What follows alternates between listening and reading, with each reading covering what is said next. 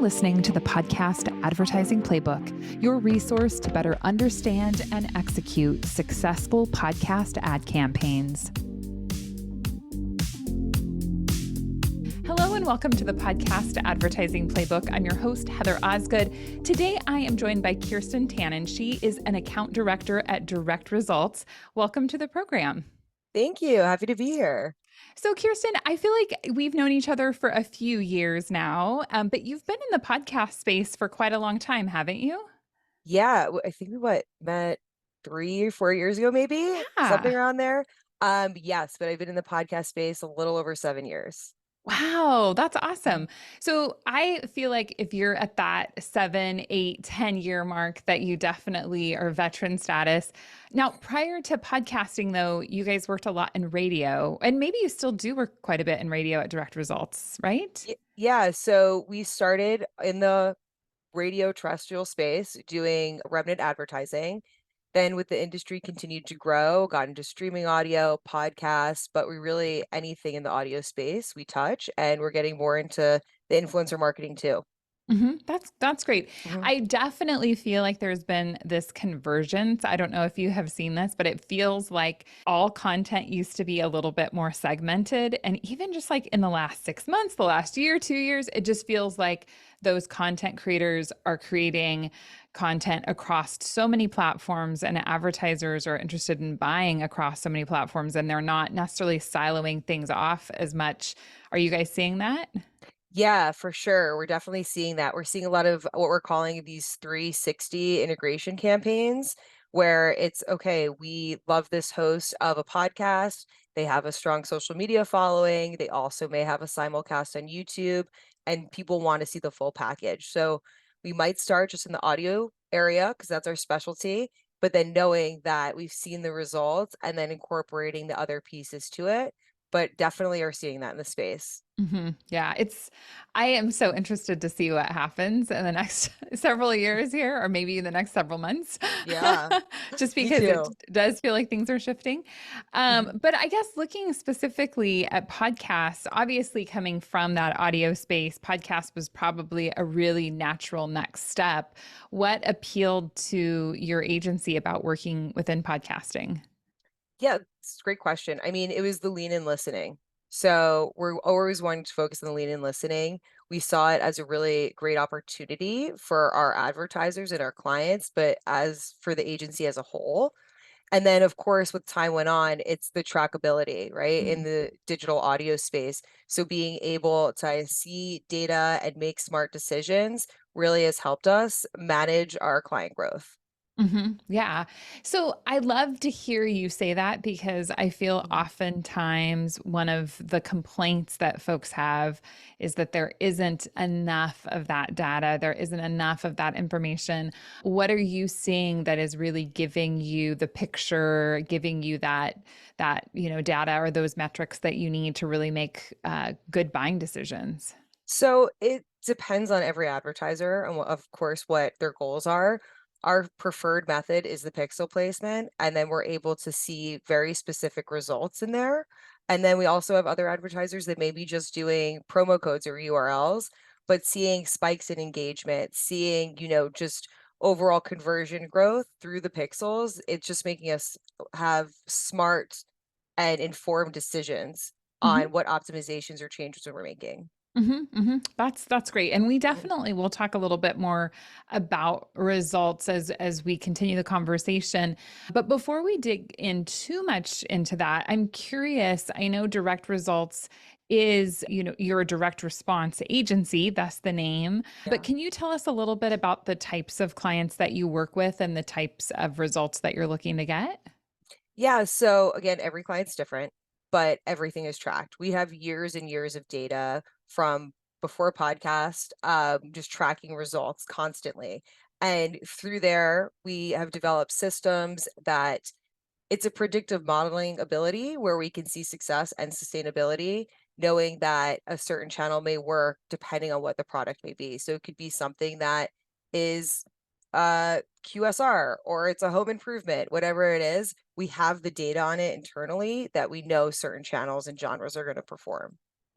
That's awesome. And Mhm. would you say that you have found there are certain techniques that you use that help create better results? Is it about the way that you structure the campaign? Is it about the genre?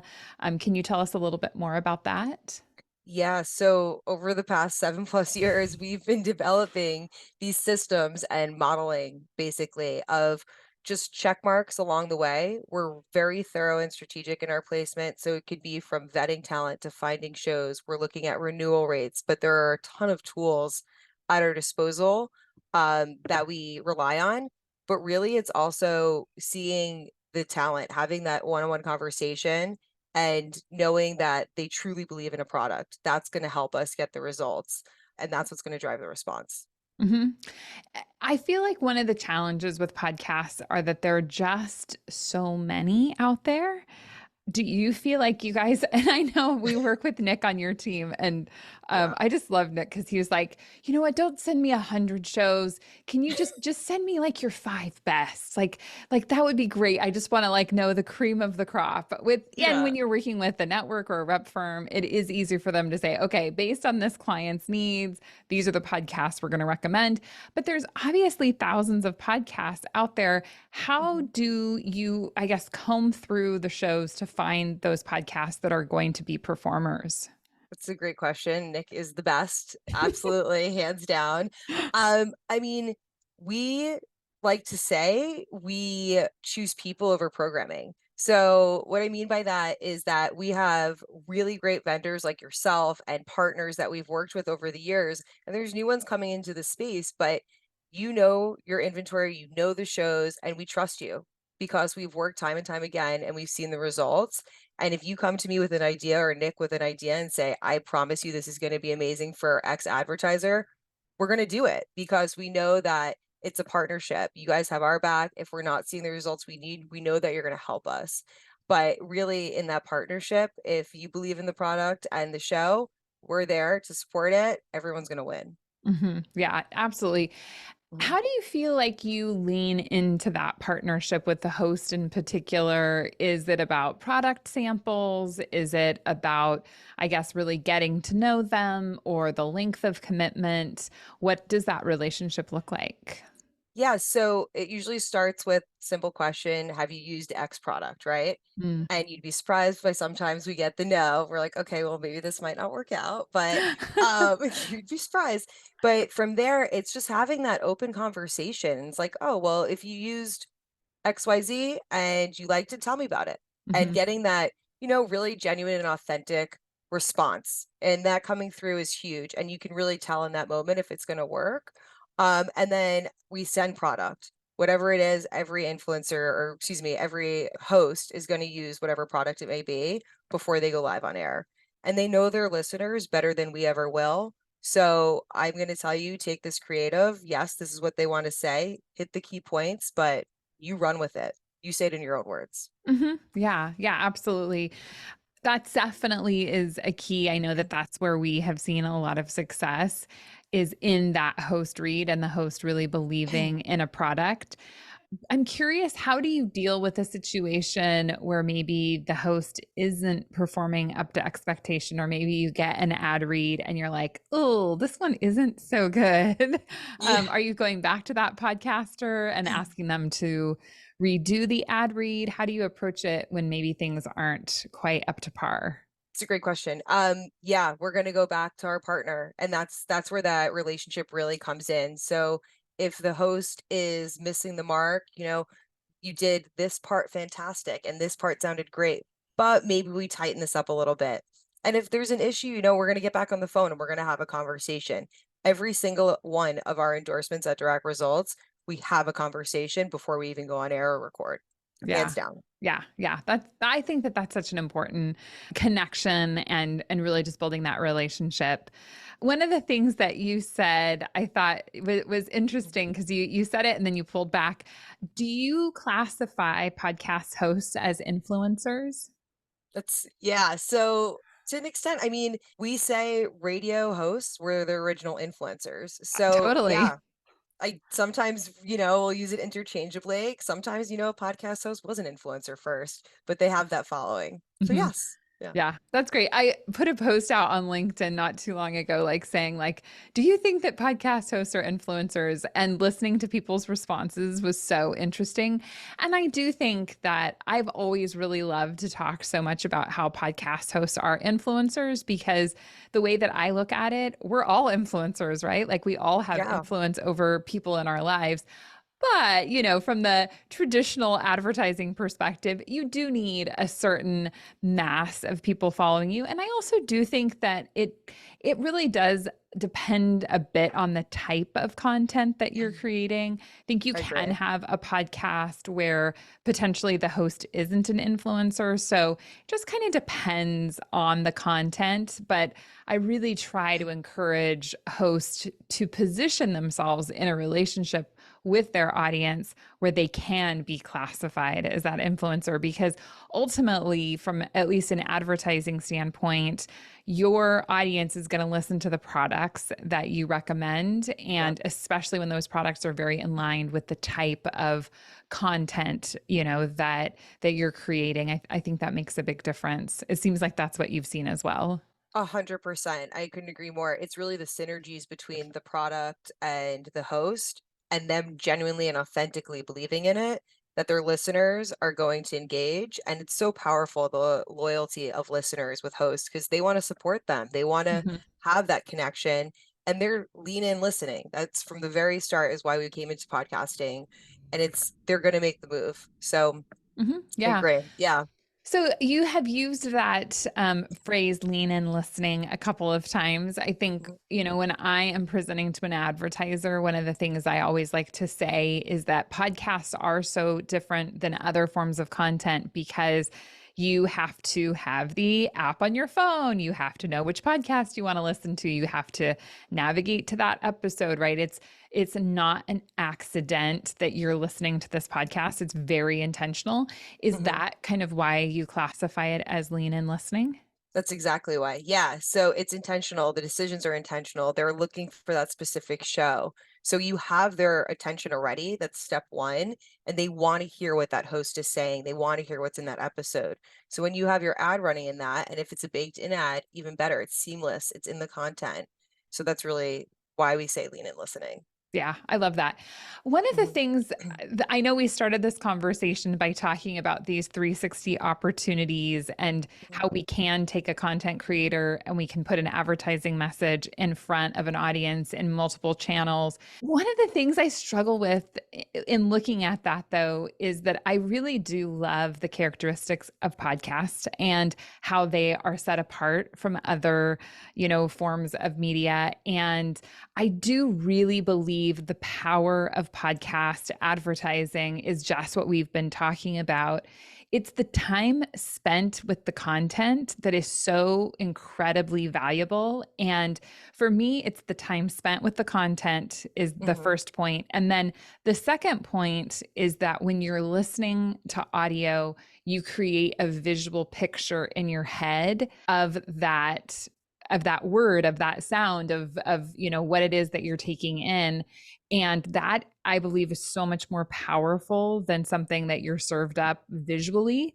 Mhm. And while I see that there are so many opportunities with other forms of content, I really believe it's important for us, especially being in audio, both of us being in Yeah. audio, just to lean into the power of audio. And I do get a little concerned that by grouping all of it together, and there's been so much talk in the podcast space recently about YouTube and hey, the Mhm. power is there. I get it. But I just get concerned a little bit that audio can get lost in the mix because audio isn't always the top dog, especially when we're talking about video and social Yeah. and other things. What are your thoughts about that? I mean, that's a really fantastic point. We're all here because we love audio, and and speak for direct results. It's the audio is what makes the difference. It's that connection, it's the listening aspect. It's intentional, right? Mhm. So I'm with you. I think the YouTube, there's that blurred lines right now between the simulcast and is the audio getting lost in this space because we're incorporating those visual aspects, or with social. But I think in the end, if we're leaning in with the audio, it's finding where those consumers are Mhm. at all these different points and times and places and still connecting with them. And that's where we want to be. So it's just a reinforced vertical if you incorporate those video pieces and the social, but audio first and foremost. Yeah. Yeah. I love that. I Mhm. also will say that one of the big challenges with audio is that clickability factor. And Correct. I mean, it just isn't there, right? You are listening to something, and I know Spotify does have like on screen where you can click through. And I know I've Hmm. talked to companies in the past that are trying to develop more on screen that, mirrors the audio that would come up with an ad that you could click through while you're listening. So if you really liked it, you could say, "Oh, hey, listener, like grab your phone, click on the link right now and like go to purchase." And I Hmm. I still really hope that that opportunity comes because I think that if that were available across all different types of listening platforms, that that could be the connector piece. And in my opinion, that in and of itself could really just catapult audio because I there think is so. that clickability that can be a challenge. Do you guys see that at all? Yeah, for sure. I mean, it's constant proving audio, proving it Mhm. out that it works because you don't have the clickability. I think pixels are, the step in the right direction, but there's still that area where we need more. Mhm. What's the attribution modeling? So just keeping tabs on what's going on in the industry, like you said, like the Spotify piece that's there, just watching it because we still need that. I think that one little bit is missing. And once we have Mhm. it, it's going to be a slam dunk. Yeah, yeah. No, Hmm. I totally agree. So I'm curious, getting back to trackability, because Yeah. you are looking for direct response, because we're looking for how can we monitor the results of this campaign. How do you approach that? So I know we've already talked about the pixel and promo Mhm. codes, but if a brand new client were coming to you and they were saying, okay, we want to create a great campaign, but we also want to make sure that we can track the results, what would that Mhm. look like for you? Yeah, so I mean, what does success look like to them? So Mm. identifying that with them, number one, first and foremost. So is it getting website traffic or is it people downloading a brochure? What is it exactly? Working with them, making sure those pixels are placed in the right place. But if that's something that's not opportunity for us to be able to track, maybe they don't allow pixels. Well, what can we do? So that's where the call to action and the offer really come into play because we need to have that ability to measure, so working with them hand in hand as a partner, saying, okay, we've driven 100 people to your website and we saw on your back end, you were able to share like through your read-only Google Analytics that 50 of them went to brochure and we were the only audio or medium that was running. So that's the way we do it. But just really step one, Mhm, identifying what success looks like to them. mhm, mhm. And what kind of conversion rates would you say you guys see from podcasting? Is there a standard across the board? That's a great question. So I wouldn't say there's a standard across the board. Mhm, I would say that depending on the advertiser and what the offer is how fast we're going to see engagement. And of course, mm, if it's a high price point or not. We have some that are seasonal, so we see it immediately. But I would say in general, as a rule of thumb, we see connectivity fairly quickly. Like you should see some kind of attraction. If you're not, optimizations or changes need to be made. And I'm not saying like drop the show, not at all. But maybe that's where we go back to the town and say, we listened to the ad again. Maybe we tweak this a little bit. Or what do you think's missing? Getting their buy-in and opinions really important. But just seeing that initial connectivity is really at the early stages, I think is really, really key. yeah, I totally agree. One of the Excuse me. things that is so tricky about podcasts is that I know we talk about this. I feel like we throw around this word often, but is Mhm. just that scalability piece because the way that I look at podcasts, and granted, yes, I think the closest comparison would certainly be influencer marketing, where you're going and you're buying specific influencers. But when Mhm. you are going through and you're buying specific podcasts, it can be challenging in that it's not as though you're like, okay, I'm running like Instagram ads or Facebook ads and I know how they're performing, right? And it's like you say, oh, okay, well, we tested this image and this call to action and this copy and that converted well. So let's go ahead and double, triple down on that. Let's just buy 3 times the impressions or whatever. It's okay. This podcast worked really well for us. And now we've got to go find another podcast that works really well and another podcast. So there can be definitely some obstacles in terms of actually building out campaigns from that perspective. And I do think that the point you make about optimization is so important, because I don't see podcast ad buying as a set it and forget it kind of advertising, as you are, you have to constantly be monitoring your results, but as you're seeing that maybe something is performing or isn't performing, you have to constantly be tweaking. How do you approach that and the optimization process that maybe needs to happen? Okay, so we as an agency and media specialists in general, especially like Nick, as you mentioned, we're very thorough and strategic in step one of even finding the show. So once we do know that Little Grain is going to be killer and it's working, finding that lookalike, we already have a stack that we've been identifying and watching to see if that's something we can rotate in. If that show, maybe the second one we brought in because it was a lookalike to the first one, similar audience, similar genre, similar everything, it's not where it needs to be, then we come in and we do those tweaks. So maybe it's the messaging. Maybe this audience is just a little more female than male versus the other one. So taking those little like pieces and making sure everything is customized to fit within that show needs to happen. So I hope I'm answering your question, but it's really, it's so specific to each program. Nothing's going to be cookie cutter. And I think that's what we really do well at Direct Results, is that every single piece we're thorough and we're strategic. And yeah, it may take more time, but we do the hard stuff that other people won't do. Right, right. No, I love that. And that definitely did answer my question, because the way that I believe you need to approach a campaign is you have these different levels of learning. And one of the things I always just crack up about is that you're never going to try a brand new vehicle of advertising and be like, "Oh wow, that worked amazing. Let's just do more of that." Like, it just doesn't work that way, right? And as much as we want to create a strategy for success, we're all looking to create the best results possible.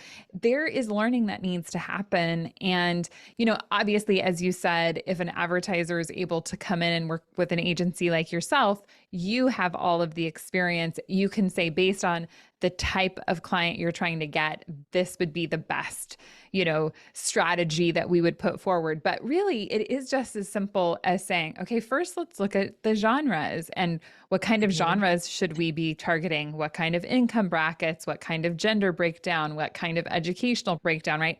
Like, all of those pieces kind of have to be assessed first. Then it's like you tweak with those, and then you come out with saying, oh wait, okay, this genre, this age group, this gender, all of these things work really well. And then now let's go find more to duplicate. So it really is, it's an ongoing process. And I think it definitely has layers. When you're starting at the very beginning, you do have more information to kind of take in and analyze to see where success is at. Is that kind of what you guys see? Yeah, for sure. So over the years, I mentioned earlier, we have basically developed this predictive modeling, and we know based off of a certain category of an advertiser what's going to be successful. And that's where we know success is. And then the scalability will be there because we've worked with similar ones or just all of the background data. But yeah, working everything you just said is spot on. That's how we operate. Yeah, it's just, I think it's just, in my opinion, you have to be really strategic with it, or else you're not going to see the results. And I do also think that you have to be in for the long run to some extent, right? You can't, and I always just so discouraged when we have direct advertisers that come to us that are like, "Can I just try like one podcast?" And I'm like, "No, you can't." Like, it's not, you might as well just write me a check just directly to Heather Osgood if you'd like to. That would be fine, because you're probably not going to see any results. So No, uh, it's we always ask, for a set number of shows that we're going to be able to test. So we like to do it in a couple different areas. And From there, at least 6 weeks is what we'd Mhm. like to see. Listen, not everything's gonna work the first time, but we're gonna get learnings and then we're gonna be able to Right. optimize. So it's just minimalizing what doesn't work and knowing from, your past experiences in the history as an agency, what we've seen be successful and what we haven't, and making those changes, just working smarter, you Right. know? Right. Absolutely. So Mhm. diving in a little bit more to that testing model. So you are looking at about a 6 week initial test. Is there a Mhm. quantity of shows, or is there a certain number of impressions or downloads that you're looking to reach in an initial buy? Yeah, depends again on budget, so that's another Sure. aspect of us, but I would say minimal, somewhere between, like, 5 to 10 shows, Mhm. really.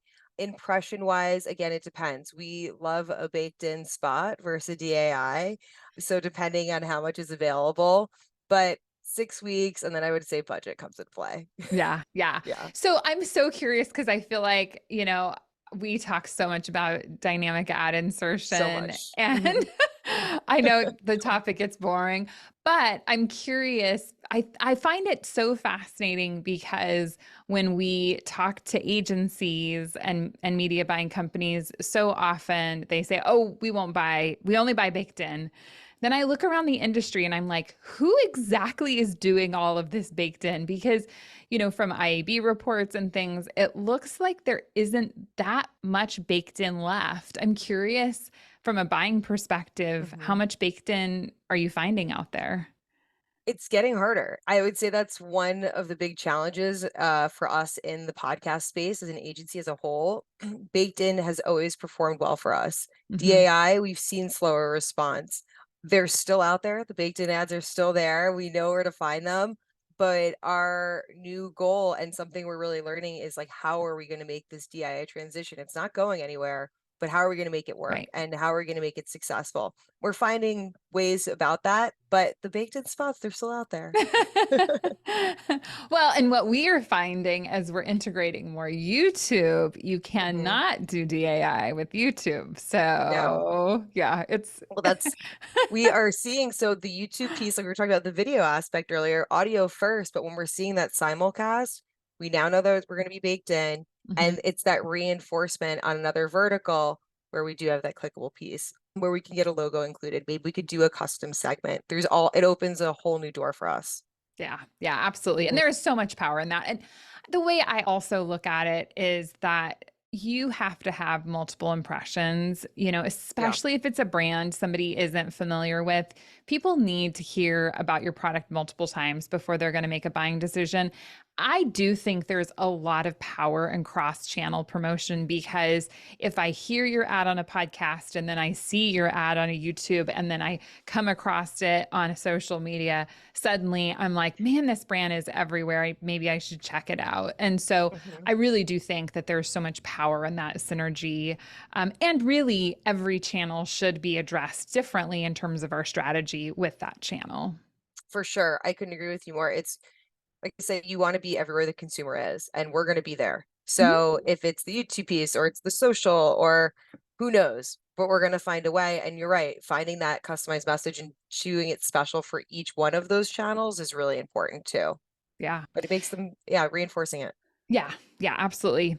Do you feel like there are any? I know we've already talked about DAI a little bit, but do you feel like there are any specific challenges that you face in the podcast space? Yeah. So aside from DAI, I mean, another piece would be, I don't want to say DAI again, but it could be like an overselling of the inventory in a way with Mhm. DAI. Just or So also maybe just too many ad spots in an too many episode. ad spots in an episode. Yeah. Yeah, that's been a big challenge. Mhm. So we've been really conscious of that, putting plans together, looking at shows specifically, using our tools that we have available to see how many ads are in there and working with our reps.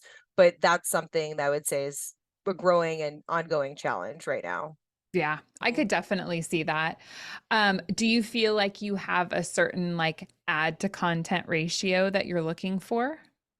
Um, you know, there's some episodes where all of a sudden we have like 10 spot breaks or something along those lines where it's DAI, but really we try to keep it small. I would say maybe we're always looking for mid-roll 3 to 4, I would say Mhm. in tops. I would say that's Yeah. a good starting point. There was a report that came out not too long ago from another agency that said that they saw best results when there were no more than two ads back to back. And so we've Hmm. really been focused heavily with the shows we represent on let's not stack your ads back to back. Like make sure that you're spread out. Even if you have three mid-roll, let's do two and then take a break and then do another, or do one and take a break, with content and Hmm. then have more ad space, right? So I really believe that as a listener, the first ad you're like, "Oh, it's an ad. Okay, I'll listen." The second ad you're like, "Oh, another ad. Okay." The third ad you're Yes. like, "Where's the fast forward button?" Like, Yes, you're like, I let's just get me out of here. yeah. Yes, I couldn't agree with you more. I would say less is always going to be better Yeah. because you're going to have that consumer's attention. They haven't heard an ad. Once you get it in, fantastic. Mhm. Max, I would say, is the 3 to 4 for us, but not in just one set break, like maybe overall in Right. the show. Yeah. But yes, I'm with you. And everyone wants first and break, right? First and pod. Yeah, yeah, for sure. But then gosh, well, I guess you come from terrestrial radio. I was going to say Yeah. radio is always so full of ads. I think, my Mm, goodness, like I'm not sure yes. where radio got to a place where there were so many ads. But one of the selling Mhm. features of podcasts used to be that there weren't tons and tons of ads. And I would say that we're definitely crossing that threshold. And I think as an industry, we really need to be conscientious of not getting too many ads into a podcast. Yeah, I agree with you. I totally agree So, with you. yeah. Let's see here. So, do you feel like there are certain types of companies that you have seen succeed more with podcast ads? Is it that direct to consumer? Is it a nationally available brand? Like, what works with podcast ads? Let's see, I think high consideration products in general, right? So I think that's really important. But yes, direct to consumer and yes, national. I think it's just matching the right talent Hmm. with the right product is going to be a win. You're going to drive engagement either way, and the response will follow. Um, so I feel like I'm not necessarily answering your question 100% because I think any brand can do well. It's just doing that right talent matchup to the Hmm. product is going to Hmm. be the number one thing. Yeah. So, I'm curious, are you guys Mhm. doing any programmatic ad buying? We are not doing programmatic. You're not. Okay. No. I'm Mm-mm. so curious to see where programmatic goes. I feel like there is a lot that's headed in that direction. I know that at True Native, we've been doing many more run of network buys than we had Mhm. before, which to me is exciting for the smaller podcasts because we can aggregate those impressions together and do more run of network. Mhm. But are you guys finding that maybe run of network is appealing? Yeah, so run of network is a growing appeal for us for sure. We, as an agency, the size of a show doesn't necessarily matter to us. It comes into like where the response is going to be coming from and if the Hmm. audience matches up. But run of network podcast has been a really great way for us to test in maybe genres or smaller shows that we haven't been able to before, Hmm. and see the performance. But yeah, we have been doing a lot of run of network podcasts. It's a great space. Yeah, that's terrific. So I Mhm. know you touched on the size of a show and that small doesn't necessarily mean that it's going to be ineffective. Mhm. When you classify small, is there like what is your definition of small? Is it a show that's got 5,000 downloads an episode or what does that number look like? Do you I know? would say around 5,000 downloads an episode is about Yeah. right. Yeah. Okay with smaller than that. It's not a problem, but usually around 5,000, I would Yeah. say is the Yeah. smallest. Well, and the reason I bring that up is because I feel like, especially like when I go to conferences and things, I'll have these, podcasters come up to me and they'll get excited and I'll say, well, how many downloads do you have? And they'll say things like, oh, well, getting 100 downloads an episode or 500 an episode. And it's just great. I mean, and I know Yeah. I've heard it said many times, if you were in a room of 100 people or 500 people and talking to them, that would feel like a lot. And yes, it would. But we also have to look at it from an advertiser's perspective. And Yeah. if they're not getting a certain number of impressions, it doesn't really make sense. And so that's Mhm. kind of the threshold you're looking for, Yeah, that's definitely the threshold we're looking for. I mean, any response is good response when we're for getting sure. sales, but yeah, usually around the 5,000 mark. And if it comes to maybe the show's a little bit smaller, we have we have levers in place where we can still work with them. maybe it's not just going to be on a straight CPM basis, but Hmm. maybe we do something like more of a pay-per inquiry and we could do a PI deal, something Hmm. along those lines until, we're seeing success and they're seeing success. So it's a win-win. Hmm. Yeah, no, absolutely. So, what about on the other side? Have you guys found that there are shows that reach a point where they're too large? Maybe the investment is too great to even test into a show. Is there a threshold there on the other end? Yeah, I would say not necessarily in the audience size, like the impression Hmm. level, but the price point. It's Hmm. it's everything has to have for us an ROI against it. So Hmm. if we're seeing that a show is $50,000 and it has to have a 2.5 goal, is it really going to hit that?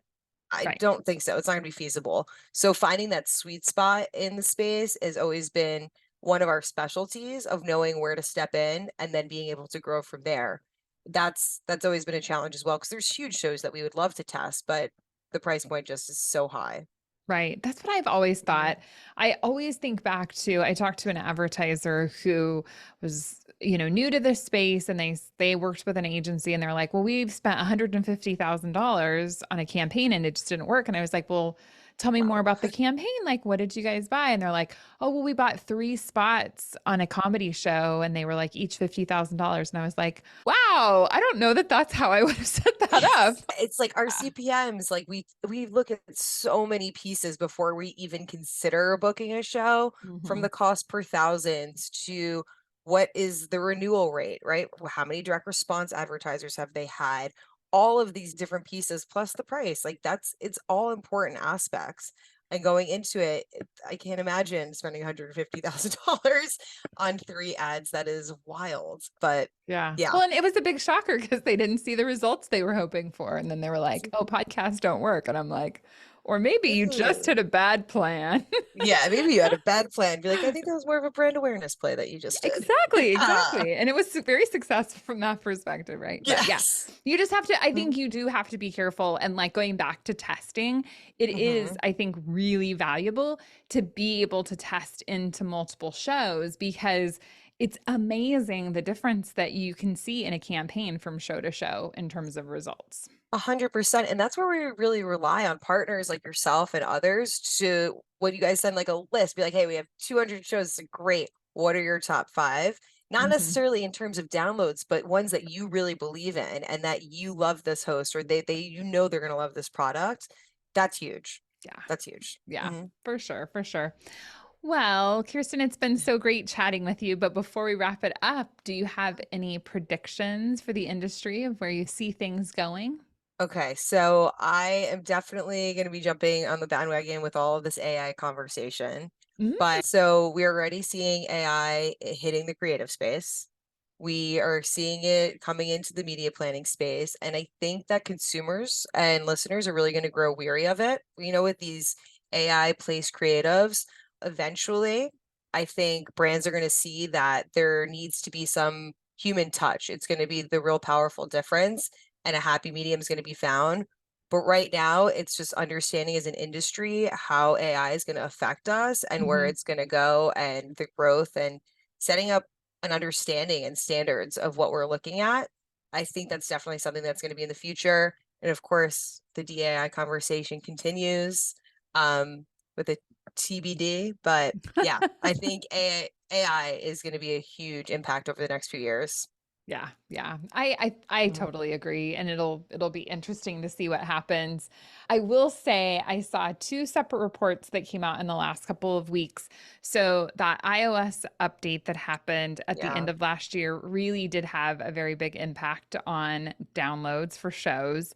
Hmm. But so I saw a report that said downloads industry wide are down 30%.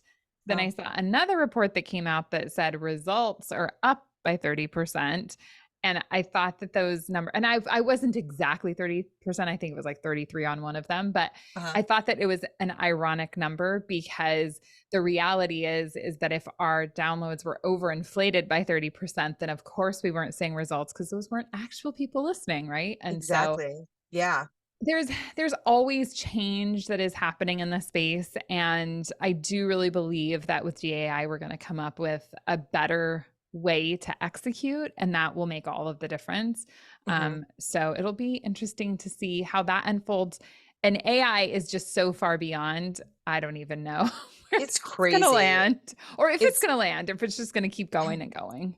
Yeah, I mean, just seeing like and hearing the AI creatives that are coming out there and creating these personas of targets and like knowing the voice that it needs to deliver to it, and have somebody create action and a consumer to go out and purchase. It's mind blowing. But human touch, I think, is always going to be really, really important. Mhm. And we're here to do it. Yeah, totally agree. Well, thank Mhm. you so much for being on the program. If people would like to connect with you or the Direct Results team, where can they find you? You can find us on LinkedIn at Direct Results or directresults.com. Yeah. Awesome. Thanks so much for being on the show, Kirsten. Yeah, I know. Thank you for having me. It was great chatting with you. Thank you for listening. I hope that you have enjoyed this episode as much as I have. If you're interested in learning more about podcast advertising or anything podcast related, please head on over and check out my YouTube channel, Heather Osgood, over there at YouTube. All right, talk to you soon. Thank you for listening to the Podcast Advertising Playbook, your source to a better understanding of the podcast advertising industry.